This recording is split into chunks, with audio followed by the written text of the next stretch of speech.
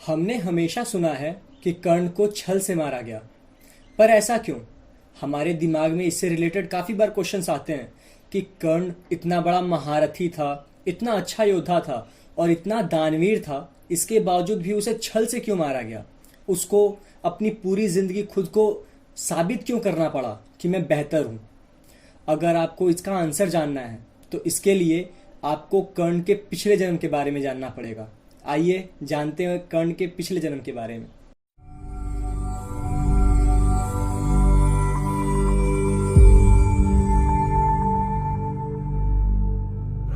कर्ण पिछले जन्म में दुर्दुम्ब नाम का एक राक्षस था, जिसका वर्णन पद्म पुराण में मिलता है। दरअसल सतयुग में नर और नारायण नाम के दो ऋषि तपस्या कर रहे थे। दुर्दुम्ब नाम के राक्षस को वरदान था कि उसे केवल वही मार सकता है जिसने 1000 साल तक तप किया हो। इसके साथ ही सूर्य देव ने उसे 1000 कवच और कुंडल का रक्षण दिया था। जो भी उसके एक कवच को तोड़ता उसकी मृत्यु हो जाती। इधर दुर्दुम्ब का अत्याचार बढ़ा तो सभी देवताओं ने श्री हरि से बचाव की प्रार्थना की, पर विष्णु जी भी कुछ नहीं कर सकते थे।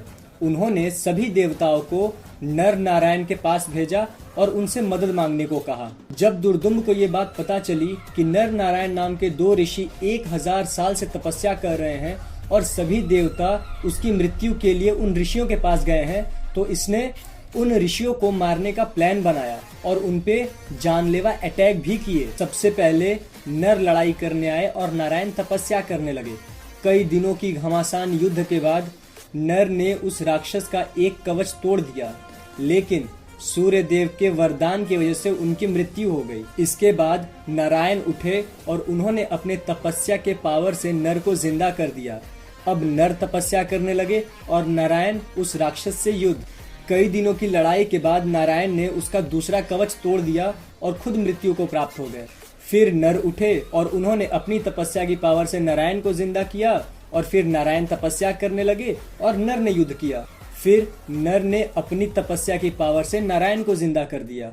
इसी तरह नर और नारायण युद्ध करते रहे और एक के बाद एक उस राक्षस के सभी कवच तोड़ते रहे। इस तरह जब एक एक करके 999 कवच टूट गए तो वो राक्षस भागा और जाके सूर्य देव के पीछे छुप गया।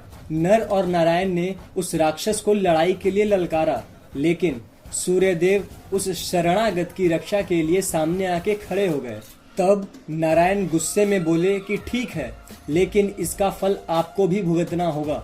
अब ये राक्षस आपके तेज से द्वापर युग में जन्म लेगा और ये कवच कुंडल उस वक्त भी इसके पास होंगे, लेकिन इसकी मृत्यु के वक्त ये काम नहीं आएंगे। यही राक्षस कर्ण के रूप में जन्म लेता है और युद्ध से पहले ही इंद्रदेव उससे उसका कवच और कुंडल मांग लेते हैं, जिससे कवच तोड़ने का श्राप भी विफल हो जाता है और कर्ण निहत्था अर्जुन के हाथों मारा जाता है। और हाँ, कृष्ण और अर्जुन ही द्वापर युग में नर और नारायण के अंशावतार थे।